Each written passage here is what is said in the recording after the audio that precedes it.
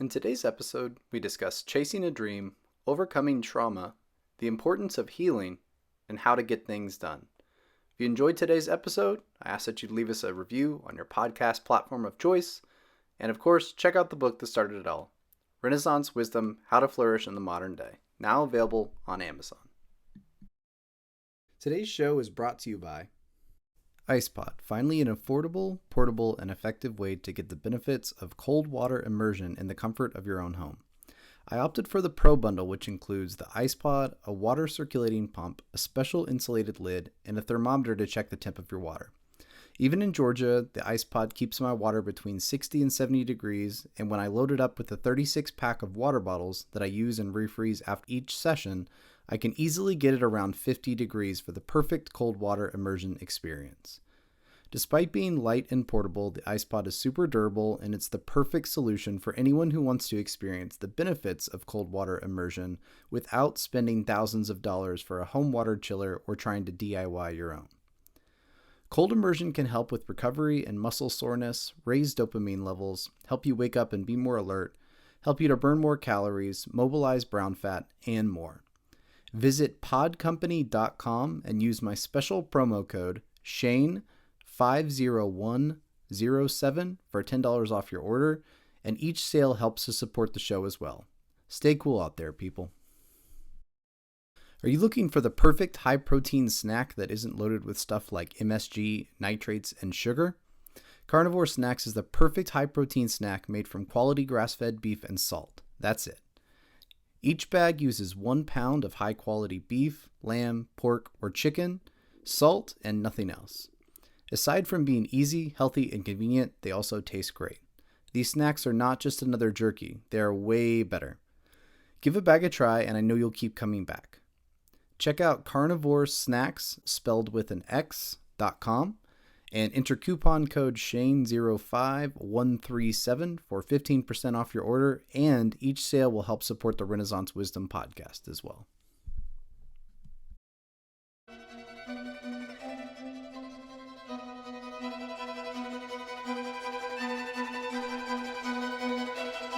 Welcome to the Renaissance Wisdom podcast, where ancient and modern wisdom come together to create a better way of living. I'm your host, Shane Sorensen, and each week we speak with successful people from a plethora of disciplines in search of wisdom from their own lives. Your own personal renaissance begins today. Let wisdom be your guide.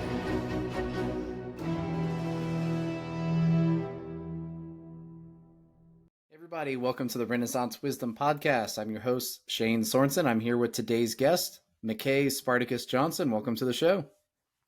Glad to be here. Glad to have you as well. We've done a lot of work to make this happen today.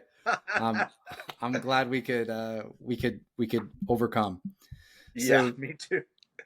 why don't you start out just by introducing yourself and tell the listeners a little bit about you and your background.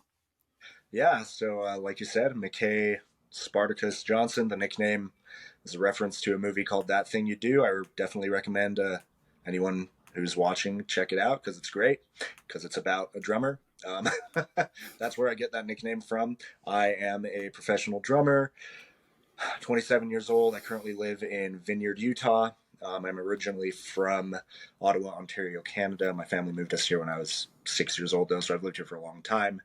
I grew up in the Mormon or LDS church, and kind of achieved some TikTok virality a couple years ago when I started posting some content on TikTok in the ex-Mormon niche, because I had left the church about a year and a half prior. Yeah, it's been a lot of stuff that's happened since then, including multiple podcast interviews, kind of like this, talking about my experiences with what it was like growing up Mormon and being a survivor of sexual abuse as a missionary, and just a lot of other related stuff. I'm an amateur competitive bodybuilder as well. It's a hobby I greatly enjoy, as you can see, hopefully. Damn, those pythons, look at them. Hey, thanks. And Yeah, just enjoying life. So I think that's a pretty good summary of me so far. For sure, yeah. I mean, I'm interested in picking your brain on a couple of things because I know there's a couple different paths that we could go down. I mean, I think that you and I originally linked up. There was, I think we were a part of like a group on Instagram that was like some early adopters of kind of like TikTok that were people that Yeah, were on Instagram that were switching over. It was I can't even remember the guy that set it up. He ran like a it history was page. History University. Yeah, History University. Um, I haven't and heard from him in a while. yeah, I haven't either. I know that we were, you know, I was posting really regularly, and it was like the early days of TikTok, so everything was just like, it was kind of like everything you posted would just sort of blow up. It's really different now, Yeah. um, but that's where I got a little bit of the following that I guess I have now on TikTok. Um, I know that originally when you started posting, obviously everything was more centered around like your experiences and the Church of Mormon, like Mormonism and everything that you'd gone through.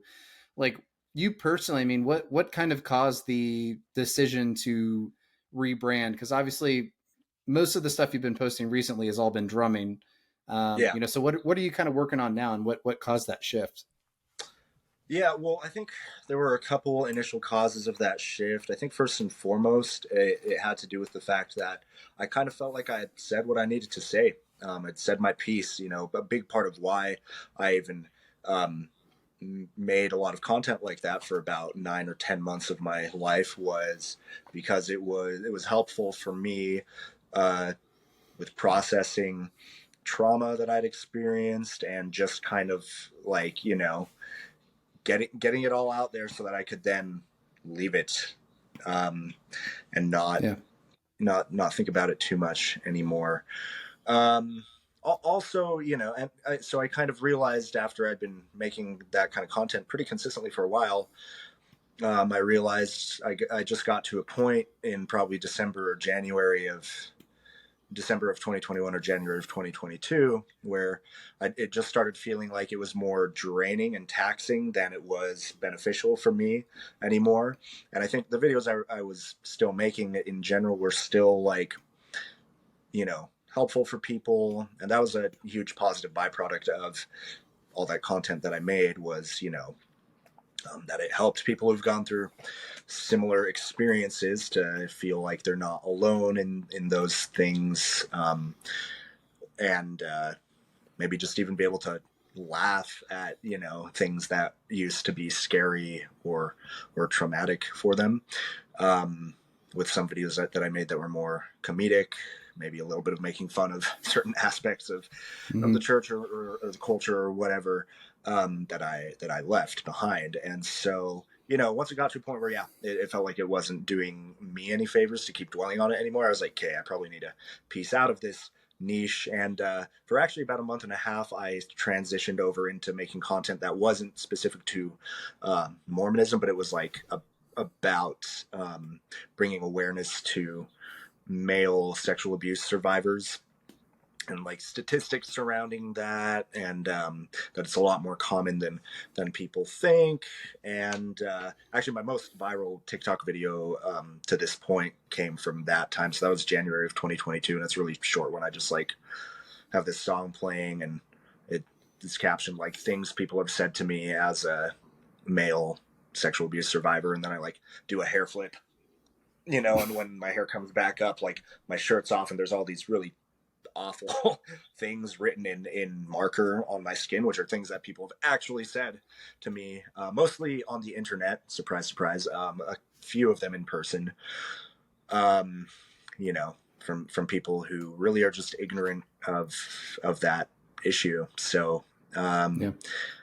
yeah, and that I continued with that little niche for probably about a month and a half, and then I also felt like, well, I've said what I feel like I needed to say about this, so I kind of just stopped really actively posting on TikTok for a while there after January of 2022, and for probably, you know, well, for all of that year and the beginning of 2023, I wasn't really actively posting anything serious. I just post like little funny random videos of things in my life or whatever, but nothing that was like in any sort of niche, and I wasn't concerned with it. And honestly, it was great for me. Like, I think anyone who does any sort of content creation knows that it can be very draining, especially if you're talking about serious topics a lot of the time, like I was. So, and all respect to people who do it and do it consistently and continue to do it, whether it's in like the ex-Mormon niche or, awareness of really serious dark issues like sexual abuse, or if it's, people who talk about politics, like, I think that's all important stuff. But at the end of the day, what I've always wanted to do for a career and have been to a certain degree of success was music, and specifically playing the drums. And I had just been lazy with content creation in that niche, because it takes some doing on the technical side of things to put out like at least even just a decent like video of you like playing a cover of a song on the drums. You have to balance the audio and everything, like have everything mic'd up, and I have all that equipment, but I just hadn't really figured out the process for making that kind of thing happen. And finally, early this year, so now we're in 2023, I kind of woke up one morning shortly after the new year and had this big realization. I was like, what the hell am I doing? Like, if I really want to make this happen, I need to make some, and by make this happen, I mean like make a music career that like makes my full-time living happen. I realized I need to make some big changes, make some big moves this year. I'm about to turn 27. I turned 27 in February. It's like, not getting any younger, approaching 30 every day. So I started getting back into a much better regular practice routine. I decided, okay, I'm going to start making content. I was also prepping for my first ever bodybuilding competition at the time, which again is just like an amateur level thing for me. I have no intentions of ever going pro in that, but it is still time consuming, and I enjoy it. So I told myself, okay, I'm going to keep practicing stuff in the background while I'm prepping for my show. I'll post some fun bodybuilding content in the meantime. And then once my show is done, it's like time to kick it into high gear with like content creation in the music niche, and to really start making or preparing to make some big career moves, so to speak, including an actual physical move out of state, which we'll get to later, I suppose. Sure. But yeah, that's, kind of the timeline of how all that TikTok stuff happened. Sorry, I think that was like a really long answer. No, that's good. Simple question. Yeah, no, it's good. It's good to get some of that background. I mean, couple things I think I'd like to touch on. First off, just kind of acknowledging that I think it's cool that you, I guess, had a realization that you didn't want to continue to identify, I guess, as your trauma, right? Because I think a lot of people, they have traumatic experiences, or they have setbacks, or negative things that kind of happen in life, and that becomes your identity. And it sounds like for you, that was something that you at a certain point, you kind of said, all right, I want to move past this. I don't want this to be my identity anymore. And while I'm sure that those things are still important to you, about like spreading awareness about sexual abuse for men and different things like that, right? Like it sounds like even though it's something you still care about, you wanted to move beyond that and not just be kind of like playing that victim in your mind, right? Where I think some people tend to just get stuck there forever, and it's very hard to move out of that, I think, especially when you do go through a very serious trauma, like something like that. Yeah, no, exactly. And I think, I had some good discussions with other fellow like ex-Mormon people about the very same thing, some of whom were also kind of big in that content creation space at the time, and other people who are also abuse survivors of various kinds. And like it is good and healthy to talk about it, but you do also need to do so, I think, in a constructive, positive way, and heal from it, because at the end of the day, nobody's responsible for trauma that has been inflicted on them by someone else, or even just by circumstance, like someone getting a terrible illness like cancer or something. Sure. But we are all individually responsible for our own healing and taking that seriously. And, that's that's something maybe somewhat of a paradigm shift that I had. I mean, and it's not even, I wouldn't say that I wasn't taking my healing from that stuff seriously. Like I said, I think TikTok, doing the TikTok thing, the ex-Mormon niche and the sexual abuse survivor niche was like all stuff that was actually helpful and therapeutic for me. And then when it got to a point where I felt like it wasn't anymore is when I stopped making that kind of content, right? Yeah, and I did have the goal in mind too, like, you know, hopefully this posting this stuff helps, you know, at least one person. And I, you know, happy to say I have gotten, I don't know, probably thousands of DMs from lots of different people of different backgrounds who have all gone through similar shit. And just saying, hey, thank you for talking about this openly. I thought it was the only one. Or, you know, you inspired me to do such and such a thing. And, you know, I wasn't posting all that looking for the accolades, but it's nice to hear that, like, I don't know, maybe my really bad experiences weren't all completely for nothing. But I think part of that is because I did decide to make something of it and, you know, doing that content, but also at the same time, like, I was in therapy. I'm still in therapy, actually, probably will be for life, even if it's only once in a while. And was just really working on healing from those things, moving past them, and also continuing with my passions in life too. For sure. Yeah. And another thing I wanted to mention, this is just like a little side too. Right? I know you mentioned, like, you know, coming up on 27, and it's funny because, like, I sense the same fear of 30 in you that I always had. Like 30 was like a really, really like terrible age to me in my mind. Like, I was like, 30 is like, you're old, like you're an adult, like you're like an old man when you get 30. I always felt that way. And I think part of the reason I felt that way was I did competitive Brazilian jiu-jitsu, and there's like, until you're 30, you compete in the adult category. And then after that, then you move into like the master one, right? You can still compete at adult if you want to, but like most people, so it's like 30 is like over the hill, right? Yeah. I'll tell you, my personal experience is like, I feel much better mentally and just like in every kind of aspect of my life post 30. Like, I'm 34 now. I think that you're going to be a lot happier with 30. I feel like 30 is like the age where a man really like hits his stride. So don't feel like it's over. Yeah. I appreciate that.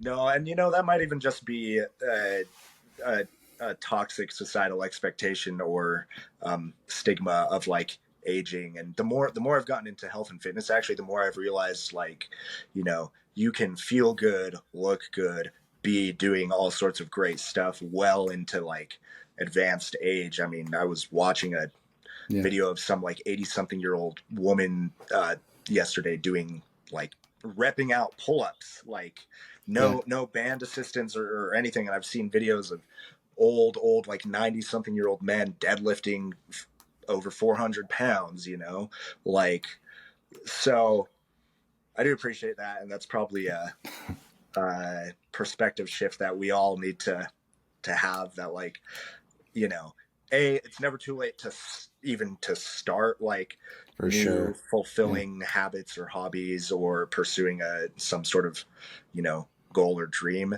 And also, like, if you're not there yet and you've already been pursuing those things, like, you know, don't be too worried. Like, put in the work, of course, but also don't be like, I guess, beating yourself up over like, oh man, I'm not where I want to be yet with insert thing that's important to you here, right?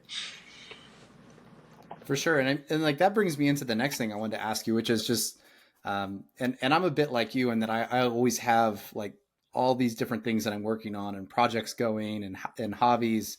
You know, I mean, bodybuilding, very time consuming, not like, I mean, requires a lot of dedication between, like, you know, food, meal prepping, you know, actual training, getting your cardio in, making sure that you're cutting, that kind of stuff. Being a musician, obviously tons of time, tons of practice required, content creation, tons of time and dedication and consistency. I mean, how do you find time for everything? Or like, how do you kind of plan everything out to get everything done? I'm still asking myself that question. Yeah. um, it, for a while I did not honestly find time for everything. I think it's only in the last 6, 7 months that I've really buckled down better and become more consistent with actually making time, because it's not, you don't find the time, you make the time. Yeah, Right? that's If true. something is a priority and is important to you, you'll make time for it. Like, everyone has a busy schedule in one way or another, right? So I mean how, in terms of how though, I mean, just like developing little habits, like having a little calendar on my wall and like writing out my schedule. I mean, there, for all the negative things that I experienced in the Mormon Church, I will say there are some positives that I also learned from it, of course, and that I was raised with. And one simple little thing was actually when I was a missionary, like, you have a planner that they issue to you like every 6 weeks, and it's, you plan every day like in pretty great detail, which, as a missionary, basically consists of like, okay, 2 p.m. we've got an appointment with such and such family, we're teaching them this topic, and then from 3 to 5 we're knocking on doors because we couldn't find anyone to teach during that time or whatever, and then we have a dinner appointment, and then, so on and so forth, right? And for me now, it's more like, I'll write on my little whiteboard right by my bed, a little checklist of things that I need to get done the next day, simple things like that. Um, I back in Actually, after my bodybuilding show, I decided I was going to switch my regular gym time from evenings to mornings, actually, which was really difficult for me because I've been a night owl for years, with a regular bedtime of like 2 or 3 a.m. Hmm. And then, I'd wake up at maybe 10 or 11 most days, and I'd be hitting the gym, after some work or whatever, at like 4 or 5 p.m.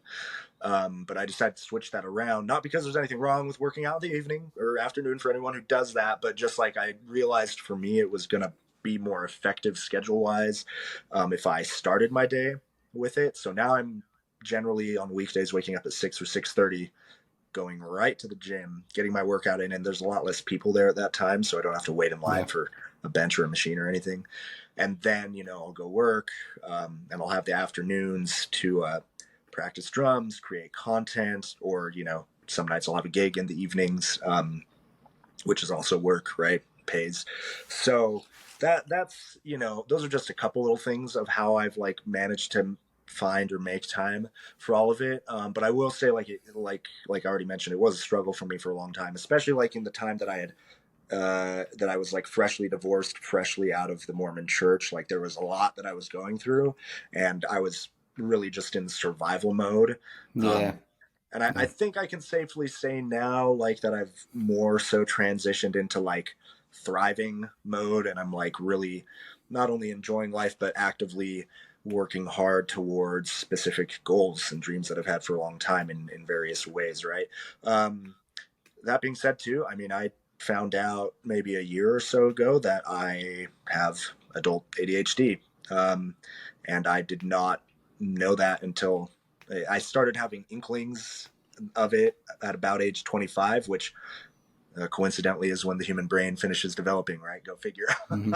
um, and I thought, like, man, why is it so hard for me to just complete like basic daily tasks sometimes? And why will I like go upstairs to grab something, and by the time I get up there, like completely forget what it is that I went to grab? So, Yeah. anyways, in therapy, did some evaluations and figured out, oh yeah, you have ADHD. So, um, the next step for me in that regard is actually getting medicated, which I have an appointment to do soon, which I'm actually very excited for. And I've talked with several people who had a similar thing happen where they didn't get an ADHD diagnosis until they were in their mid to late 20s, and they said it was amazing. Like, once they got properly medicated, it was like amazing, and they were like, oh my god, is this what it feels like to be a regular person? Like, I'm so much more productive now. So I'm pretty excited for that.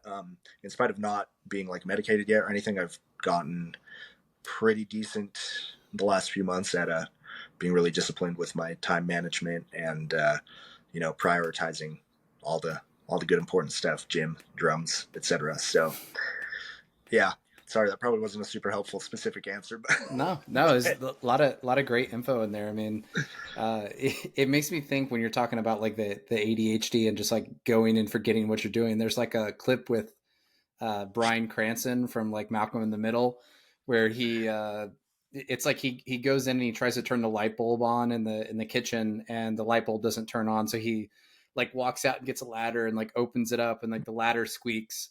So then he like goes back into the garage and he tries to grab like a can of like oil to lubricate it, and then it's like empty. So then he gets in his car, and then like he notices that his like car, like his engine no. makes this like funny sound, and then basically it's like 3 hours goes by, and his wife comes home, and he's got the car all jacked up, and he's just like all dirty, and she's like, hey, can you change the could you change the light bulb? And he's like, what do you think I'm doing? Like he's under the car just like Yeah, relatable. uh yeah. I mean, I feel that way sometimes too, where it's like I'm so fixated on one thing, but it's like, okay, then you have to complete this thing to do this thing, and this thing to do this thing, and then pretty soon you're just like, I'm doing something that's completely removed from the thing that I went out to do. But um, I mean, obviously, just having a plan, right? Being focused and having a plan written out, I think that's super helpful in getting things done.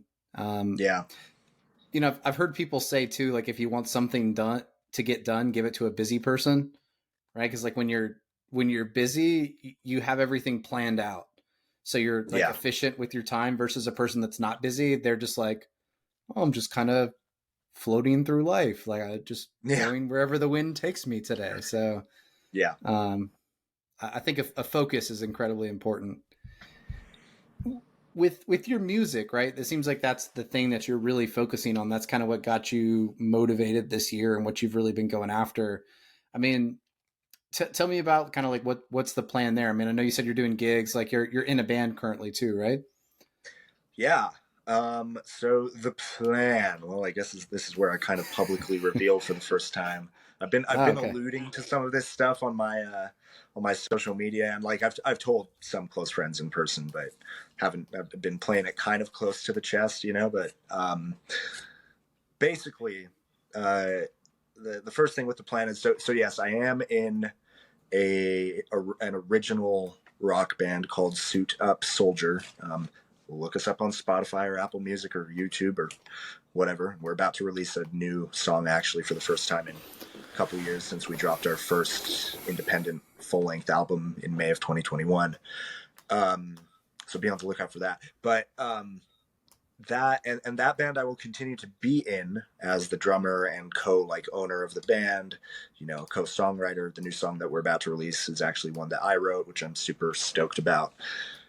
But that definitely is not the only project I'm involved in. So like actually tonight I have a gig at a club up in Salt Lake City called Lake Effect. I'm playing with this party band called Saucy, which comes from the guitarist's last name. His last name is Saucier. And I've been playing that gig fairly consistently for like the last 9 months, I think. I play with a few wedding bands, which musicians know is actually if you're not kind of on the big level like pop or rock artist gigs, like weddings are actually where you make a lot of money as Mm. a working musician, basically. Um, and I've been doing a lot of those this summer, especially. Those gigs have picked up a lot. So, and then I'll also get called to fill in for different artists and bands from time to time when their drummer like can't make it to a show or something. So I do a combination of all that stuff, and the plan is to continue with my original band, even as I move out of state to Los Angeles, California, which is one of the big parts of the kind of epiphany I said I woke up and had earlier this Hmm. year. That is something I've wanted to do for a long, long time, like since I was a teenager. I've wanted to get out of Utah, but specifically since I knew by the time I was about 15 years old and knew that I wanted to play drums professionally because I was already like really good at it after only playing for a couple years. Um, I knew that a move to bigger market was probably going to be in the cards for me. And with the music industry, you've kind of got LA, Nashville, and New York are kind of the big main hubs. Not that you can't make a music career in some other areas, but those have traditionally been the largest, best markets for it. And I've always loved Southern California, in spite of the ridiculous prices of rent and stuff. Yeah.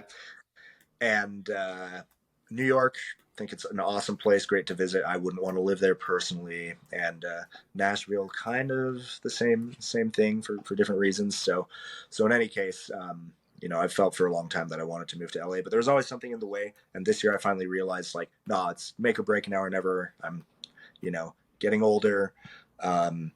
It's like I'm single. I have nothing, no one tying me down here.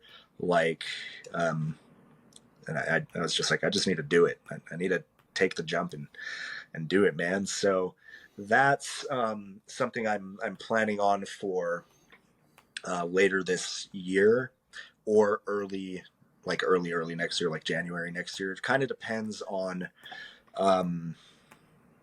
a couple things that happen with a couple tour offers that I've gotten, actually. There's a couple bands now actually that have asked me if I'd be available to go on a tour with them in kind of the October-November timeframe, and I'm waiting on some details about those to see, if it'll make sense for me to do those, how much they'd be paying, etc. So things are kind of up in the air with that right now. But the move to LA will happen, whether it's, fall time, like I mentioned, was the original plan, or if it's just a bit later, like in January, because if I end up going on one of these tours with these bands, then, that's also a good career move for me. Sure. And when I'm down there, I'll continue as a member of my original band, Suit Up Soldier. There's a lot of people that do kind of a long distance thing as a band nowadays. We just have to plan out little tour circuits more carefully and collaborate on new original songs long distance, which is entirely possible with file sharing and all that jazz nowadays, thankfully. And I mean, as far as, party bands that I'm involved with here, though, like, yeah, I'd probably have to say bye to those ones. But, shutting some of those doors so that I can open larger doors, because the whole point of moving to LA for me would be to get my name in a market and work my way up where I can get on really big gigs. Like, I want to be playing for bands or artists that are headlining stadiums. I want to do like the real big time, and I'm working hard to actually make that a reality with a lot more practicing, because I'm a good drummer, but like, there's good, and then there's like astronomical, right? And I'm trying to get to that astronomical skill level. And the content creation is part of that. I realized, like, I need to be posting more content, and I've already gotten some gig offers from the consistent posting of content. So, it works, even if my videos aren't getting like millions of views or whatever. Like, that isn't the most important thing for me. It's more that, like, the right sets of eyes are seeing those videos. I do have some ideas, though, of things I might be able to do futurely to, like, actually make some of my drumming videos go viral too. But one thing at a time, right? So, sure. Yeah, those are kind of the career moves and what I'm planning on as far as my music career. I do have some good connections and friends and acquaintances as well down in the Los Angeles area. So I won't be starting completely from scratch with like absolutely nothing. And even my original band, we've played a couple shows down there in 2021. So, totally new area, yes, but also, like, I've been there many times. I know it. I do want to live there. I'm not completely uninformed on the situation, so to speak, and I'll have some support network when I get there, which is good. Yeah. That's awesome, man. I definitely, I'll tell you, as somebody, I was quite a bit younger when I moved down to Atlanta, Georgia, and I moved down for Brazilian Jiu Jitsu. Um, I, Oh, wow. I had a lot of things that I was doing at the time. Yeah, like I still have a lot of hobbies and passions, but I decided I wanted to move to, there were kind of arguably like three places in the United States that at the time, were the best jujitsu places I could be. And one of them was Alliance Martial Arts down here in Atlanta, Georgia at the time. And so I packed up, moved across the country. I moved 9 hours from, small town Indiana, kind of like you, just in this little tiny Yeah. town in freaking Indiana, and moved down to Atlanta, Georgia, huge population, culture shock. Yeah. But, something that happened over the years is I continued to train and compete. And, I had big dreams of being like a black belt world champion and all that. And I was at purple belt at the time, and I was doing well. I was having some good success, and I had an injury that caused me to take some time off and reflect. But for me, something that happened was like, I sort of realized that I was doing it for the wrong reason. Like when I was trying to do something great, like I wanted to be this black belt world champion, I think it was coming from a place of me feeling kind of inadequate. And it was like I was trying to prove that I was worthy of doing something. And for me, like I think that self-reflection kind of caused me to shift gears a little bit. And I decided what was more important was not necessarily what I accomplished, but like the person that I became, because I was neglecting a lot of self-work, I think, at that time. Yeah. But I'll tell you that even though I never got that black belt world championship, and like sometimes there's like a little voice in my head that's a little frustrated because I'll see people that I was like competing with at purple belt, and we were, going back and forth, or I'd win matches, or I'd just barely lose to them. And I see them as black belt world champions now. Right. And I'm like, that could have been me. One thing that I just feel good about is that I did it. Right. Like I had a dream. I had something that I wanted to go after. And I truly believe that if I had decided it was worth the effort, I would have achieved that. It's just that I made a conscious decision that I think that there were other things that were more important to me at that time.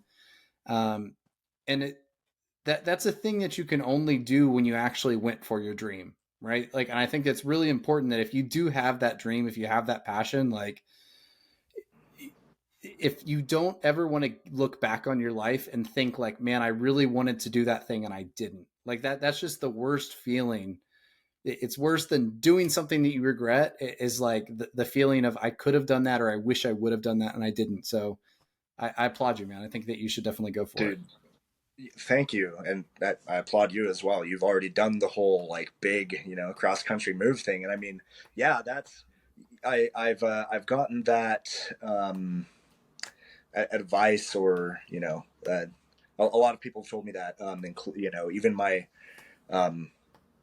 parents and my therapist and some close friends, like, have said similar things to the effect of, yeah, like even if you go and you just suck and fail and fall on your face, like you'll Yeah. at very least have the satisfaction of knowing like that you tried.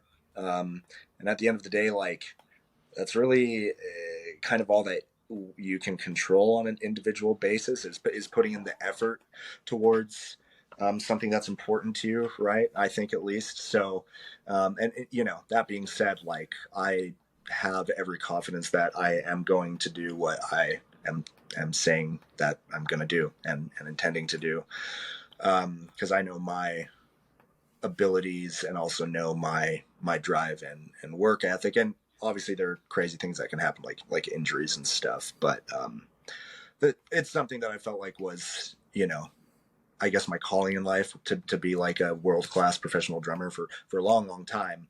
And it's not that I've been running from it for the last few years, but I think it's that I was more just kind of like delaying it, or letting other things get in the way, or maybe even just trying paths to achieve that dream that ended up not panning out to be the way that it would work. Like honestly, with this this original band of mine, Suit Up Soldier, for the last few years, like there was a while that we were working really, really hard on it. Like during the pandemic, we ran a Kickstarter to raise 20 grand to be able to fund our first full length album, you know, because recording and producing music costs a lot of money.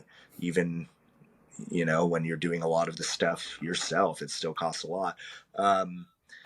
And we're still working on that band, obviously. Like, and I still have, you know, confidence that it could grow into more than what it is right now, which is just kind of an occasionally like regionally touring level act. But me and the lead singer also realized we needed to step back a little bit because we were getting really burnt out. So we're still doing it just at a kind of slower pace. And I also realized, like, you know, going for that dream with a band is really difficult because you're relying on other people putting equal effort into the project as well. And I think both, you know, all of our efforts would sometimes kind of ebb and flow into that project. And I think the best project to bet on at all times is always going to be yourself. Yeah, definitely. So that's what I've realized I'm betting on now, and putting the most work into doing now. And, you know, if it ends up being with that band, I would love that. And if it ends up being as the touring drummer of some pop artists, that's great. Or if it ends up being some other band or bands that I join down in SoCal, that's great too, you know?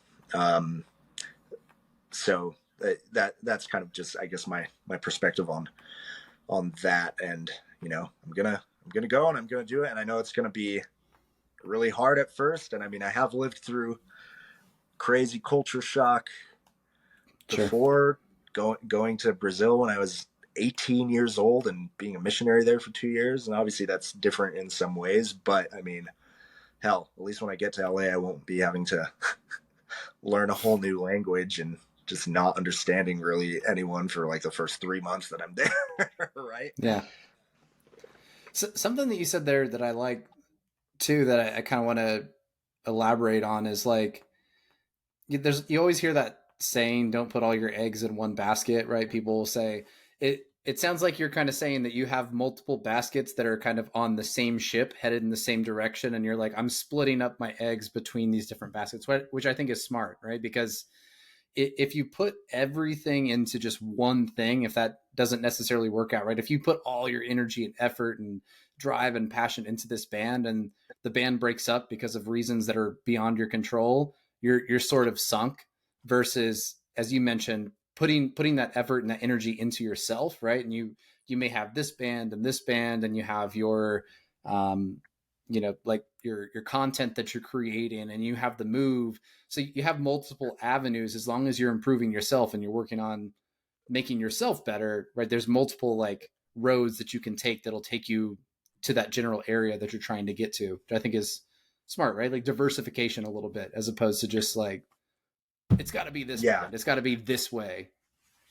Yeah, no, 100%, man. And like, I think I was definitely attached to that very specific goal and dream for a long time of making it big with one specific band that I was like an owner of and co-writer of the music and stuff, which, I mean, don't get me wrong. I think for a lot of musicians, that is the be all end all dream, even for like financial reasons, honestly, because I've learned things from people who are really high up in the industry about, like, you know, if you're the touring musician for even a high level pop artist, like, you will be making a really a good income. Like, we are talking like six figures here with that. But at the end of the day, you're still someone's employee or contractor, I guess would be a more accurate term, versus if you have ownership in an original band that you're part of. It's kind of a sales position almost. There's like no cap to your income, and you're doing music that you enjoy and probably love, especially if you're a co-writer of it. Sure. You have control over the brand to some degree. And like, if you're one of those bands like I don't know, Foo Fighters or Killers or Imagine Dragons or whoever, who really gets to a big level, like, you're making, well, a lot. You're making a lot more than even a high level touring musician is probably making, because you have ownership in the project. So you're not just getting paid for your time and services, but you're also getting paid royalties and merch sales percentages and all that good stuff, right? So I hope when I get out to LA that there will be maybe a few original projects that I can join, and that I'll also continue with the one I have here, and that there will also be gigs coming in as I put myself out there and network a lot, right? And put out content that are for touring artists and stuff as their contracted musician. And it really is kind of putting eggs in different baskets, so to speak, but also having a razor sharp focus on my craft, right? Sure. Playing the drums, playing them expertly, and putting out that consistent content, so more and more people are seeing me and seeing what I'm capable of, and hopefully offering me more gigs, more jobs. Yeah.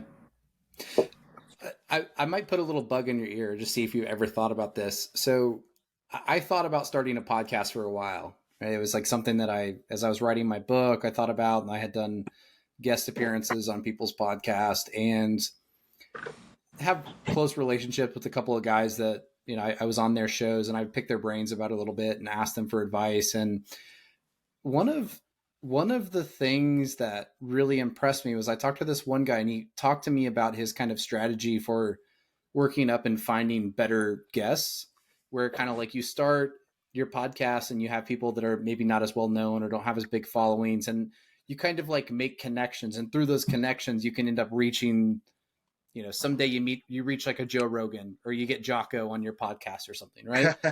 And it starts from like connections of like, hey, do you have any recommendations for like guests for me? Which I always ask everybody that comes on the show, because what's a better way to find interesting guests than to ask somebody, hey, who's somebody that you think is really interesting that would be a good fit? And I'm not really big on networking. I'm kind of like, I'm very introverted. I always sit at home and I read. I don't want to go to like a big networking event. I don't want to go to a trade show. It's not my thing. Sure. But I really enjoy good conversations. So sitting and just having a deep conversation that's interesting to me, and finding out someone else's perspective on a life that's different than my own, it's enjoyable. Like I get energy and I enjoy these conversations, but at the same time, like I'm making connections with people who are thinking about success. They're going out and they're doing things. They're chasing their dreams. They're working on developing a craft or honing a skill. So for me, I think one of the most valuable things and I'm relatively new in the podcast world, is like the connections that I've made. And I could see a similar thing if you had the inclination, if you wanted to do some sort of like, music podcast, right? I think that the connections that you make are the most valuable thing, more than, and I, anybody that's listening to this right now, I hope they're not offended, right? Like more than the audience, or more than people responding and being like, hey, I loved your show, or more than the views or the follows or the shares. I think the most important thing is that, you're getting out there, you're meeting people in an industry that are successful, that are driven, that you have things in common with, and you get to network, right? And I think for you in the music world, that could be a really valuable thing if you're interviewing other people that are successful in music, producers, whatever it is. I don't know. I don't know if it's something you ever thought of or not, but it is. It is a good thought, actually. And I've had errant thoughts occasionally of like, what if I did a podcast, not even necessarily music related, just like, what if I did a podcast? And I'm not saying I will never do that. I think it would be, I don't know. Might not be in the cards for me right now, but it also isn't isn't not in the cards forever per se. Sure. Yeah, it would be something I'd definitely have to brainstorm more, and I'm sure if and when I do that, I'll come to you asking for some tips and a few other awesome podcast hosts that I already know. There's actually there are a few musicians I know of who do some cool music related podcasts. Jim Adkins, the lead singer of Jimmy World, does one, or at least he was doing it during the pandemic. I haven't kept up with it to see if he's still doing it. And he interviewed because he's the front man of a pretty big name band that had some big hits. So he was interviewing, lead singers of other famous bands. Like he interviewed Gerard Way, the lead singer of My Chemical Romance. He interviewed William Ryan Key, lead singer of Yellowcard, a bunch of guys from the same genre. And I think he did people in other genres too. And, really cool, insightful stuff that gave, I think a lot of people tuned into and watched because it gave people just a lot of insights into, behind the curtain of what it's like in the music industry, and maybe specifically in that kind of pop punk emo scene. Right. So yeah, I just have to kind of, I guess, pick some sort of niche with that, but it's a good idea. I'll give it some thought. Sure. Because I do love good, deep conversation too. And like you said, learning other people's backgrounds and unique experiences is actually, I think, a really important part of like the human experience in general. Yes. Yeah. So maybe I will do that. We'll see. Yeah. I don't know. Just saying. Something I wanted to ask you about too, like just, obviously I know, you left the Mormon church and everything. Do you still have like a personal relationship with God? Is that something that, like, do you have a faith still that you follow, and if you don't want to delve into it, that's fine. We can skip over it too. But I'm just curious, Yeah. I'm totally happy to talk about that. So a big part, and it wasn't the only thing, but one of the big reasons I left the Mormon church was because I personally stopped really believing in God, at least like the Judeo-Christian like vision of God as like this, perfect man or spirit in the sky that like, is all knowing, all powerful and stuff. Sure.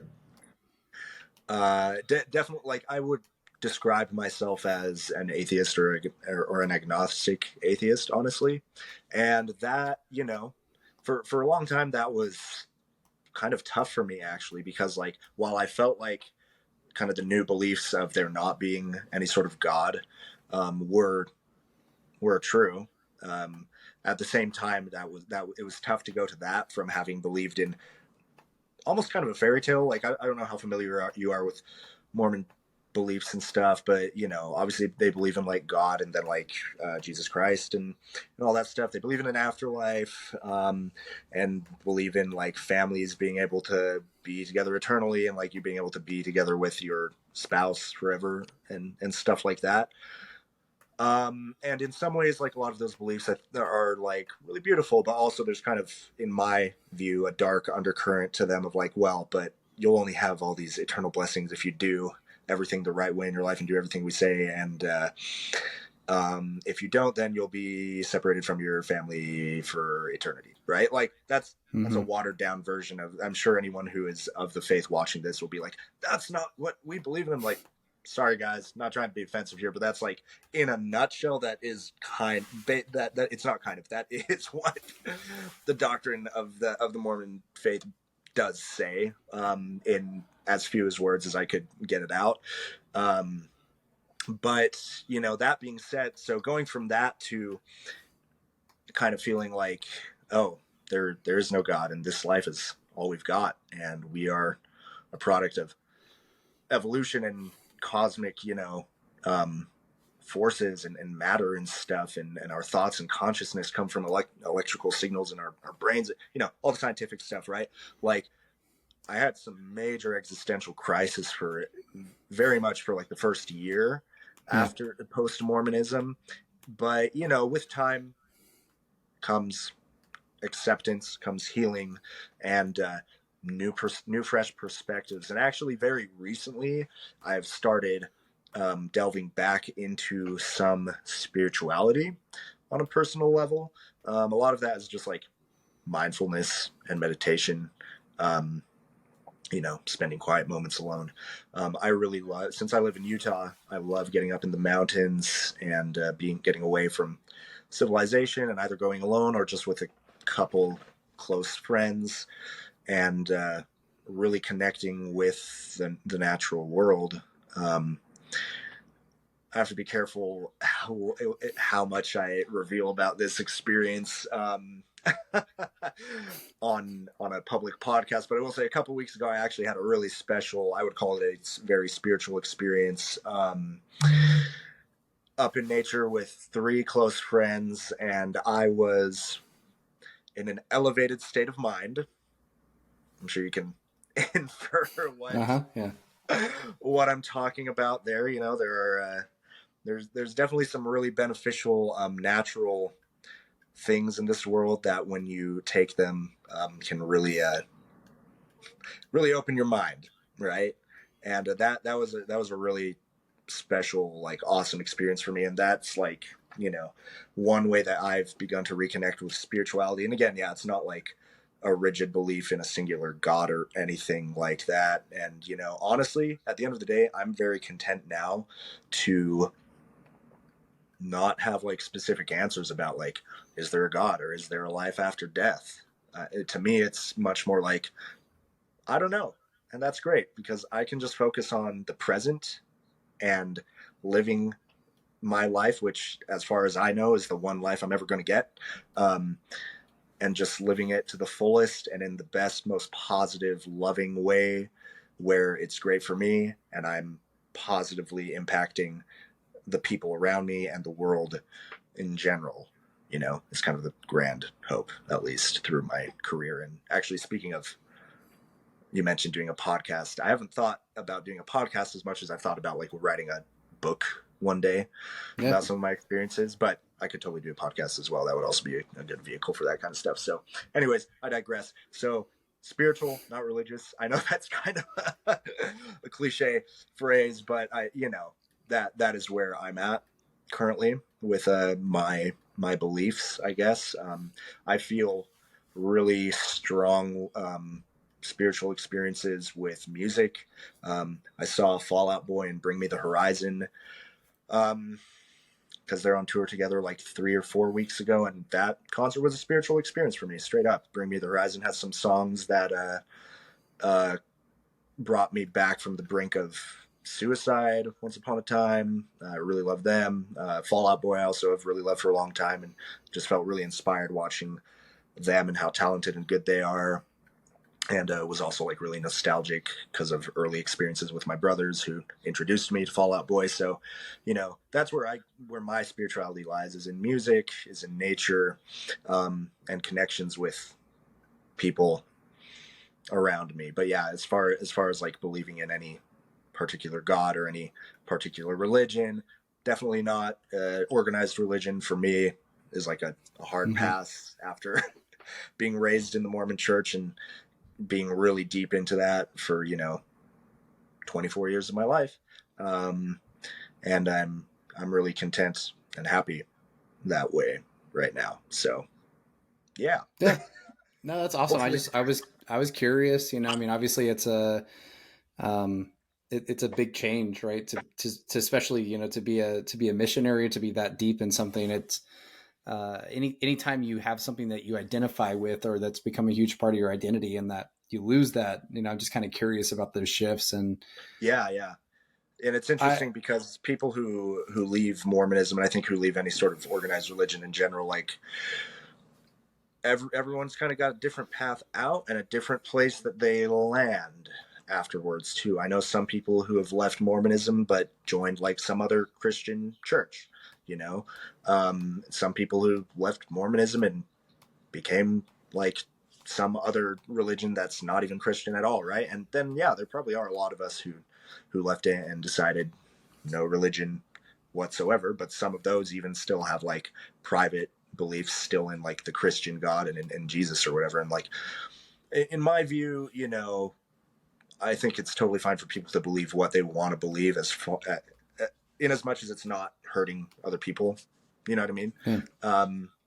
That's one of maybe the long-term beefs I have with a lot of organized religion, is that I think they tend to, and speaking broadly, not just about Mormonism, but a lot of organized religions in general tend to get very involved with, the political sphere and influencing people's lives, including, lots of people who don't share the same beliefs.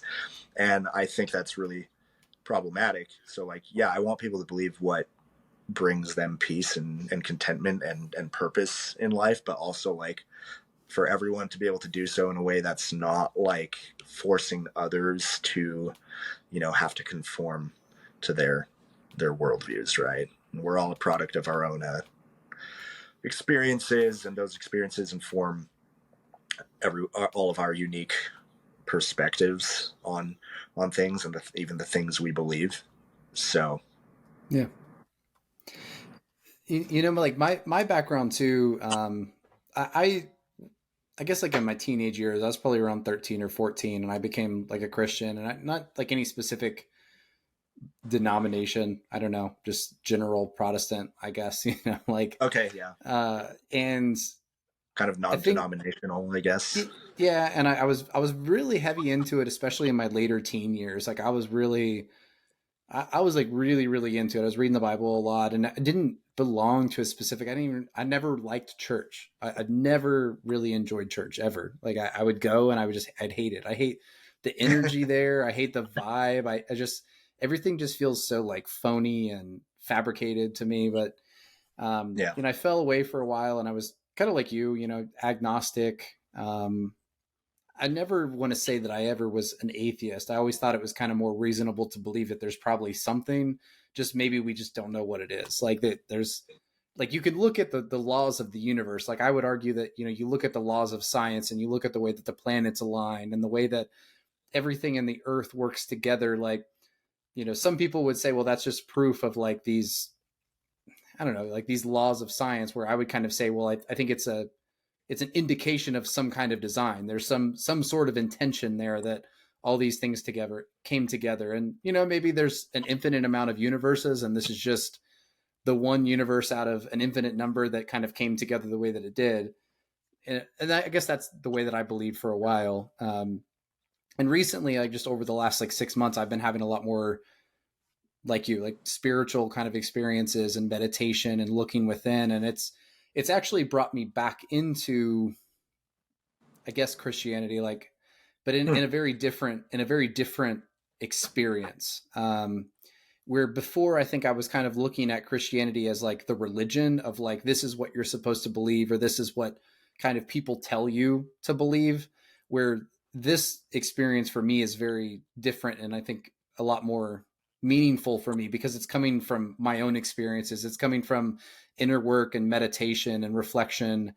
So Yeah. I'm with you. I think that like the whole organized religion, and I've spent a lot of time recently, like just thinking about like Jesus and some of the things that he did in his life. And it's always amazed me how, when you look at the vast body of Christians or Christianity or the religion, how different it really is from what Jesus, like the way he lived, the way he Yeah. taught. No, for And, real. I've very recently, I've come to the kind of like the decision that I think that, that the gospel of Jesus is far more radical than what most people would like acknowledge, right? Like, Jesus literally told people to put all of their wealth and their possessions and just give them away and just be a follower of Christ. Like, he didn't say like, oh yeah, go out and like start that business and like do this stuff that you wanted to do. He was like, no, like get rid of all of that and just go out and like do my work. And like I said, not saying that that's like the road that everyone should take, but I think that when, whenever people get together and they put their heads together and they try to say like, this is the way, there's probably something wrong there. Like, cause there's always going to be someone that doesn't Yeah. agree. And yeah. Yeah, no, that's 100% like in a lot of ways, maybe minus like the identifying again with Christianity thing. Like in a lot of ways, that's where I've landed to belief wise, is Sure. that, anyone who's saying, oh, this is the one correct way to live your life and maybe path to some sort of salvation or nirvana or whatever, they're probably trying to sell you something, like, Yeah.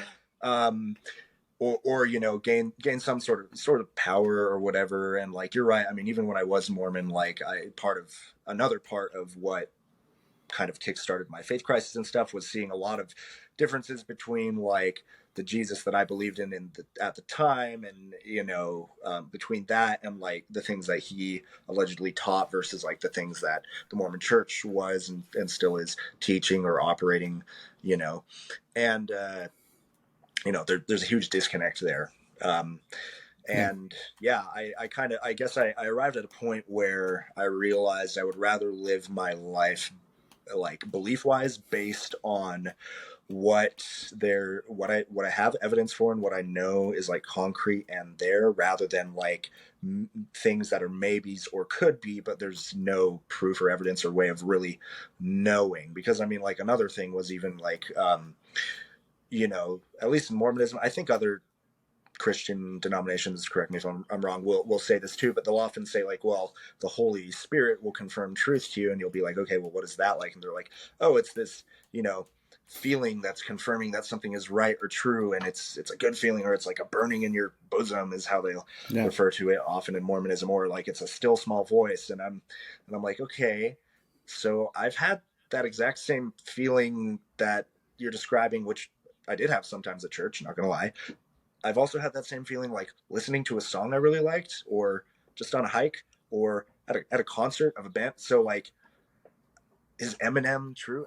Like, Yeah. it's kind of a facetious example, but you know what I mean. Just like of I guess like I'd been taught like, a lot. Like I have this feeling, right, that like the Holy Spirit is like telling me that this thing that you're telling me is wrong.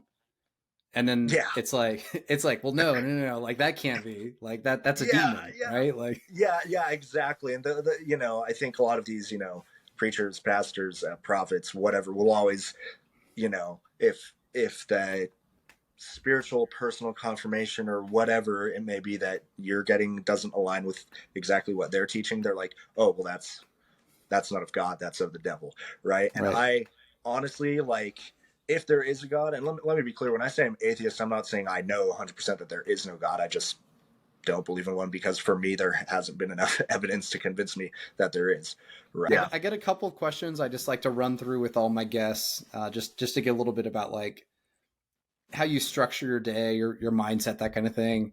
The first thing I always like to ask is just, do you have any daily habits that you like to run through? Yeah, working out every day for sure, and that's generally in my mornings now, unless I have a kind of shaken up schedule on a particular day because of some other thing that's happening. 2 hours of drumming every day for me right now. Minimum 1 hour, but ideally I try and get 2 hours every day. And 30 minutes of that is dedicated to like technique stuff and like working on building up my speed, building up my endurance. Right now there's a drummer that goes by the moniker of El Estepario Siberiano, who in the last like year has gone super viral because he's been posting these videos where he's covering a song, but then he does it like one-handed, and these are not easy songs he's playing like fast, like I've seen that speed. guy. Yeah, everyone's seen him, drummers like he's and playing non-drummers like Dragon Force with like one hand. Yeah, or like Avenged Sevenfold or whatever it might be, Yeah. and then like in his videos where he uses both hands, like he's doing insanely fast. And it's not just the fact that he's playing really fast, but it's also that he's playing very cleanly and precisely and with a lot of musicality, and doing really cool, unique stuff, and playing fun fill ideas and grooves, and has a lot of crazy like four limb independence, and he partnered with Drumeo, which is like this big online drum academy, YouTube and Instagram, that's been around for years, and in recent years has gotten really, really big with millions and millions of followers and subscribers. He partnered with them and released this free course where he has like 10 exercises that are exercises that he's done like consistently over a long period of time to achieve the crazy levels of like superhuman hand and foot speed that he has. So I've actually been incorporating some of those lately, along with a couple like exercises of my own. And honestly, I treat it pretty similarly to the way I treat lifting weights and bodybuilding.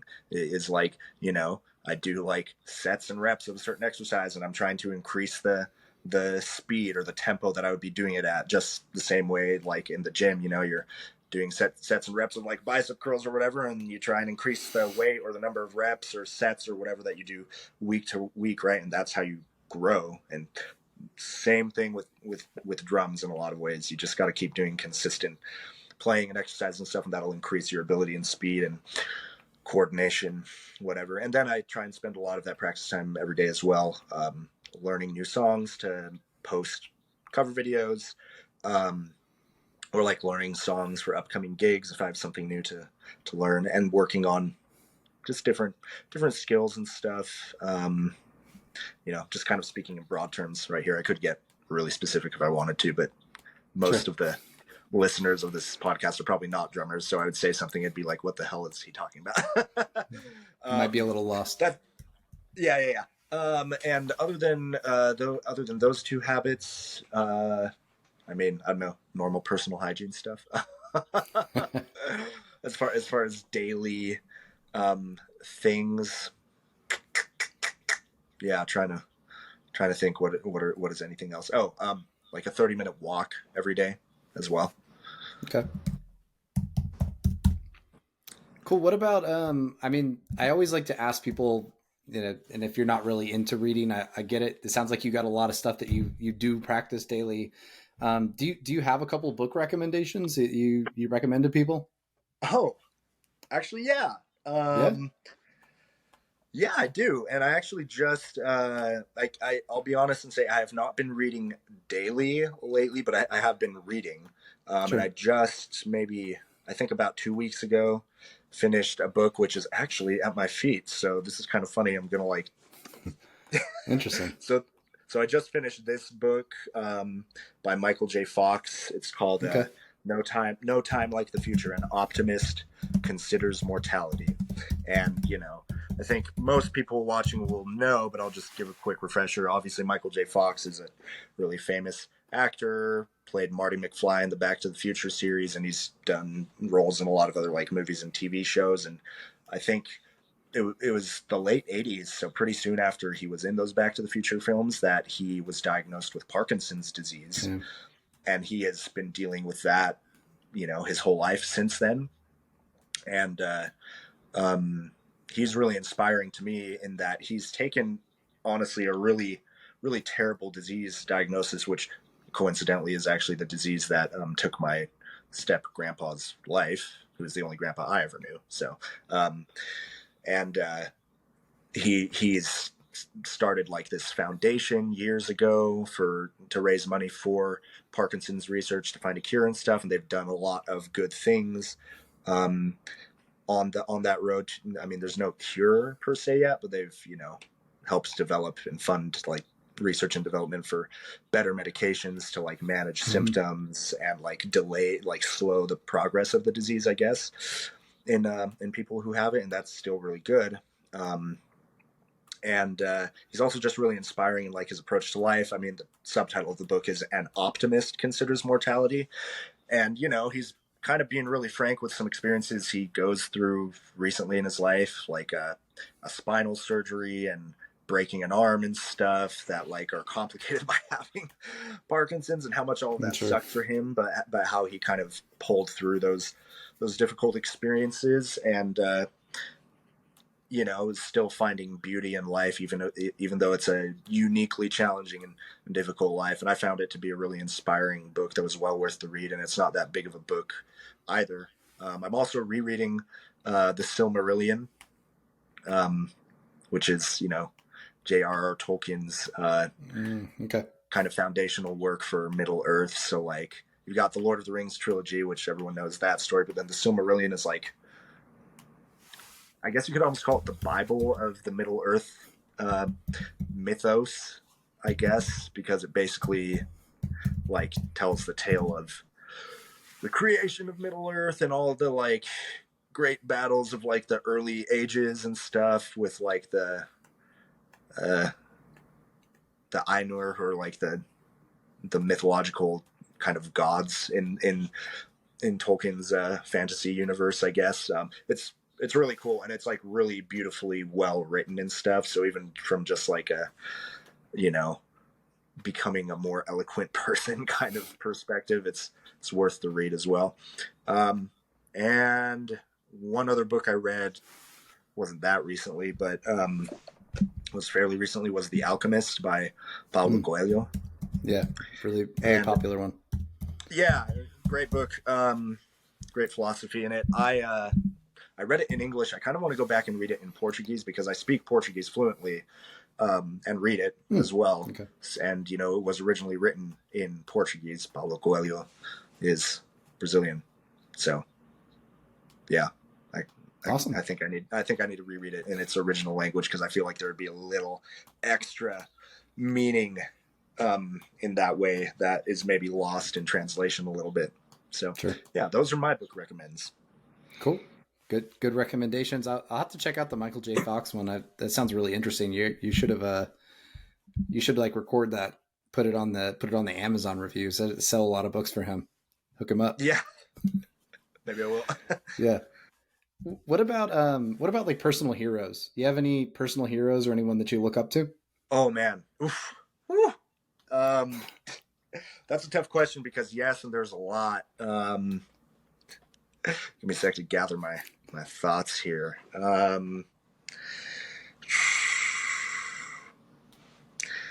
So I'll try and keep this to not too many. One that I'll say right off the bat is actually Brandon Flowers, lead singer of The Killers, actually. They were and still are our favorite band.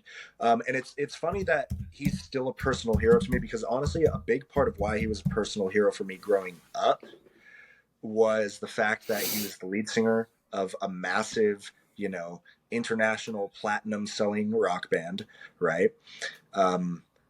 And he shared my faith at the time. He is still Mormon. I'm obviously not anymore. That was a big thing for me because, you know, growing up in the church, telling people, yeah, I want to be a rock star, be a professional musician. Like most people would discourage that. There were a few people like my mom who would always be very supportive. But you know, so that was really inspiring to me.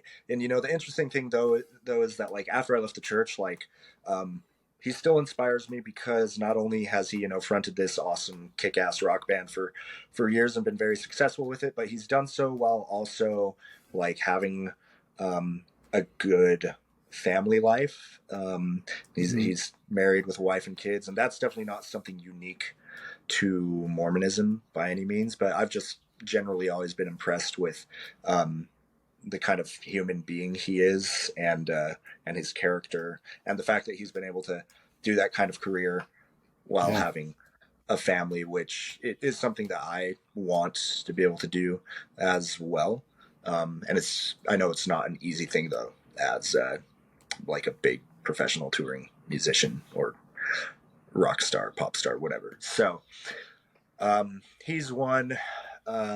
Neil Peart, rest in peace, the drummer of Rush. For obvious reasons, he was just one of the most iconic, greatest drummers to ever live. And aside from that, he also was the main lyricist for Rush.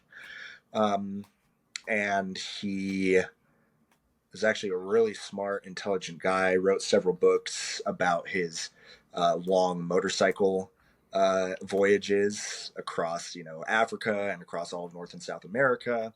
One of which I've actually read. It's called Ghost Rider, Travels on the Healing Road, I think is the subtitle. And he actually wrote that one after his wife and daughter died within 10 months of each other. Wow. And after that happened, he went on just this long, like no end in sight motorcycle journey across Canada, the US, Mexico, just like, you know, dealing with his grief in that way. And it was actually something I read after I had left the church and gotten divorced, and I was dealing with grief in a different way, but it was grief nonetheless, right? Of losing two things that were very important to me at the time. So there's another book recommendation too, Two Birds with One Stone. Man, other personal heroes. I've got a lot, but I would have to take time to collect my thoughts, I think. So I will leave you with those two. All right. That's good. Those are good choices. And the last thing I always like to ask everybody is, if you could like hop in a time machine, go back to a little bit of a younger version of yourself, maybe I feel like usually the teenage years are kind of formative, and you could give yourself a piece of advice. What do you think that piece of advice might be that you'd give to a younger you? That's the tough one, right? Yeah, man. And could I give my younger self any advice that wouldn't completely alter the timeline and rupture the space time continuum? Yeah, that's the or question. Is like, is that the goal here? it's whatever. It's dealer's choice, man. I mean, you get to choose. Would you go back and would you alter it? Would you just give yourself a little bit of guidance? Would you, would you give yourself a little bit of hope? What would you say? I'd probably keep it vague, and I would say something to the effect of, you know, this whole journey of life and it's and just everything that you're going to go through in the next few years, like it's going to be far more difficult than you ever imagined in ways that you never imagined, and it's going to your life is going to I guess the gist of this advice would be to expect the unexpected, because I would tell my younger self your life is going to take twists and turns that you never thought it would take, and including you may very well end up living through some of what you think are your worst case scenarios and your worst nightmares right now. But through that process, you're also going to discover how much strength you have and how much you can overcome. And when you realize that you can truly do absolutely anything with enough determination and perseverance, and not being afraid to rely on those around you to help you when you're in need, and then turning around and paying it forward and helping those same people or other people when they need it. I think I would maybe say something like that, because I don't know, man, like Yeah. in spite of there being things that have happened in my life that I'm like, yeah, that really sucks. Like, I'm glad I'm not dealing with that now. There's also good things that I pulled from those experiences, right? And like valuable lessons learned. So there are things that, yeah, maybe with my current perspective, I would have done way differently. But the reality is I didn't have that perspective back then, right? So, Yeah. like, I don't believe in living in regret, even if you've done things that you deeply regret. It's like, well, that sucks. You have to live with it now, so you might as well make the most of it, right? And just focus on the present and what you can do right now to make things better going forward, I guess. Definitely. That's definitely the most popular answer. I say probably a little over 50% of the people that I've interviewed and it just, I think it's so important. It's like that we end up in these places in our lives where we're going through something and we feel like just everything is going to end, right? Like you think it's like the worst possible thing that you could go through, but then you get through it and you look back and you're like, well, it's just a part of my journey, right? And I think that's the thing. It's so hard to remember when you're going through shit, but we need to remind ourselves all the time, right? It's like those experiences, no matter how bad they are, they're just like Nietzsche said, right? If it doesn't kill you, it makes you stronger. And I get it. Like, not everything that doesn't kill you makes you stronger, right? If someone cuts your leg off, it doesn't make you stronger necessarily. Unless you get a bionic leg. Yeah, but there is some truth to the fact that these trials that we overcome in our lives turn us into the beings that we are. And I think for me, like, I'm a really big fan of philosophy and stoicism, obviously, and Yeah. The Stoics tell us all the time that these things that we go through, the trials that we overcome, they aren't just there to like test us. They actually are like a chisel, right? And you're like chiseling away the dirt and like finding the diamond that's underneath. And if you didn't go through that difficult experience, you wouldn't realize how strong and how powerful you really are. It's like through overcoming those trials that you realize your potential. Yeah, 100%, man. Like, and I love that because, you know, I think the difference between what doesn't kill you either making you stronger or just breaking you, the difference lies in, the work we do on ourselves like post experience, post trauma, Yeah. right? Yeah. Yeah. Yeah, exactly. Yeah. Like, you the two people can go through the exact same experience, and one can, process it properly and turn around and become a successful, person, like millionaire or whatever their definition of success is, I guess. And then the other person might, just be kind of a broken shell of themselves for the rest of their life because they don't take charge of their healing and their and learning lessons from it. Actually, that just as a really quick aside, that reminds me of something I saw Adam Grant post a few days ago, which I don't know if you follow him on Instagram or whatever, but he's like a psychologist, I believe, and posted this interesting graphic that basically showed through some long-term studies that experience does not equate to wisdom. Reflection on experience is what leads to wisdom. Was the gist of it, because like they had this graph of like they did some sort of test that like tested people at various ages how like wise they are, which I think might be a slightly subjective thing, but I think there were like certain questions they asked them that they could tell, like, based off the simplicity or the complexity of the person's answer, like how much wisdom they had, I guess. And like then they were able to figure out that they had all these points on this graph, and like there was no correlation to age with wisdom. It was all just based on if people reflected on the experiences that they've had. So I guess we all just have to decide to learn from the things that happen to us, good and bad, right? Amen. I'm with you. That's the lesson, right? Going forward. Yeah. Yeah. Well, man, I think that's a great place to wrap up. I definitely really appreciate you taking the time to speak with me this evening. Is there, if anybody wants to reach out to you, find out more about you, how should someone reach out? Yeah, my phone number. No, just kidding.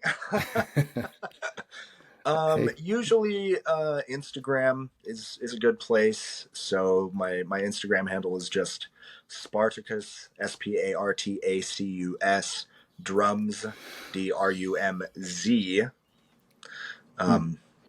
Yeah, that I don't know why I did it that way, but I did. And message me on there, because that's like I would say my public, outward facing, like social media, really, where the whole intent with that anyways is to grow my following and get my drumming and stuff out there. So I'm perfectly happy to receive direct messages from total strangers on there, and provided you're not saying anything like weird or inappropriate or whatever, I do try and take time to respond to those when I'm able to. So yeah, I've actually made some really great connections and made some lifelong friends from that sort of connection, where someone just DM'd me about, I don't know, maybe another podcast interview I did or something, or my TikToks or whatever, and kind of turned into whatever else from there. So yeah, don't hesitate to reach out, I guess, if you want to. Sure. And if you do want to, just don't be weird, guys. Come on. Like, don't, I don't want the Renaissance Wisdom crew to be the weirdos. Like, hopefully not. All right. Well, thanks again, man. I really appreciate you coming on, sharing your story. Yeah. Happy to. Passing on some of your wisdom through that experience. So thanks again, and talk to you soon. Thanks for listening to the Renaissance Wisdom podcast, and hopefully you learned at least one lesson on today's episode. Our mission here is to uncover practical wisdom to create a better way of living for our audience.